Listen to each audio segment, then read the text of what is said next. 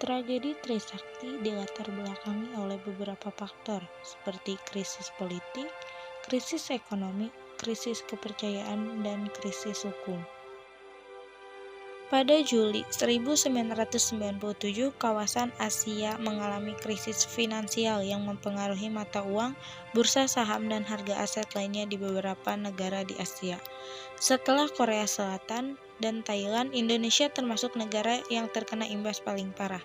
Krisis yang melanda Indonesia dikenal dengan istilah krisis moneter, di mana harga-harga bahan pokok naik, inflasi parah dalam sejarah Indonesia terjadi. Situasi tersebut mengakibatkan berbagai persoalan yang telah lama dirasakan masyarakat menjadi muncul dan semakin kompleks. Salah satu yang nampak adalah mahasiswa turun ke jalan untuk mengecam kenaikan harga dan menuntut turunnya Presiden Soeharto yang sudah terlalu lama menjabat sebagai kepala negara. Karena pada pemilu 1997, Soeharto kembali terpilih dan menjadi Presiden RI untuk ke-6 kalinya. Hingga awal tahun 1998, ekonomi Indonesia semakin memburuk. Mahasiswa melakukan demonstrasi besar-besaran ke gedung DPR MPR di Jakarta yang terjadi mulai 10 Maret 1998. Latar belakang krisis yang banyak terjadi di Indonesia pada masa Orde Baru inilah yang menimbulkan krisis kepercayaan, hingga membuat para mahasiswa dan masyarakat melakukan demonstrasi besar-besaran di bulan Mei 1998. Tragedi Trisakti terjadi tanggal 12 Mei 1998. Kala itu, mahasiswa pun melakukan aksi demonstrasi besar-besaran ke Gedung Nusantara, termasuk mahasiswa Universitas Trisakti.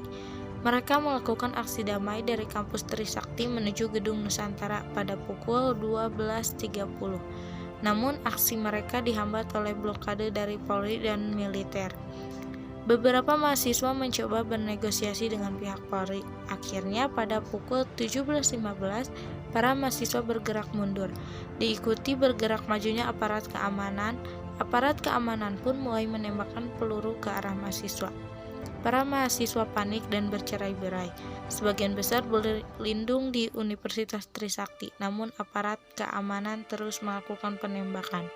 Korban pun berjatuhan dan dilarikan ke rumah sakit Sumber Waras. Satuan pengamanan yang berada di lokasi pada saat itu adalah Brimob, Batalion Kavaleri 9, Batalion Infanteri 203, Artileri Pertahanan Udara Kostrad, Batalion Infanteri 202, pasukan anti huru-hara Kodam, serta pasukan bermotor. Mereka dilengkapi dengan tameng dan gas air mata.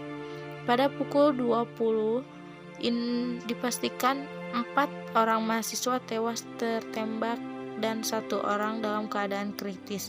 Meskipun pihak aparat keamanan membantah telah menggunakan peluru tajam, hasil otopsi menunjukkan kematian disebabkan peluru tajam. Hasil sementara diprediksi peluru tersebut hasil pantulan dari tanah peluru tajam untuk tembakan peringatan. Peristiwa tersebut kemudian menyurutkan semangat mahasiswa hingga adanya demonstrasi yang lebih besar pada tanggal 13-14 Mei 1998. Kondisi bangsa yang sudah tidak terkendali akhirnya memaksa Soeharto untuk meletakkan jabatannya di depan Mahkamah Agung pada tanggal 21 Mei 1998 pukul 10 pagi.